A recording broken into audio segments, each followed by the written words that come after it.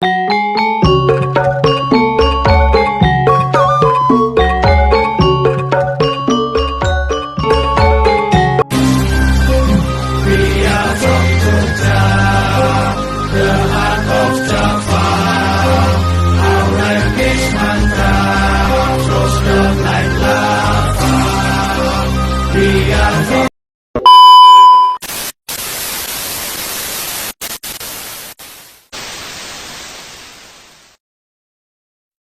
few moments later.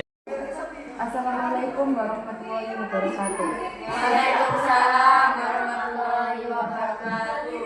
Sugeng enjing para bapak guru lan para kanca-kanca. Ing kesempatan iki kula badhe nyritakake pidato kanthi kitab irahan. Pentingnya disiplin ing sekolah. Disiplin iku salah siji watak sing kudu diduweni saben siswa. Kanthi disiplin, urip kita dadi luwih teratur lan gampang mbayu cita-cita. Mulane disiplin di sekolah, disiplin ngerjaake tugas, lan disiplin ngerti aturan sekolah. Yen kita ora disiplin, mesti ati masalah sing muncul. Ketinggalan pelajaran, ora dipercaya guru lan ora bisa ngatur waktu.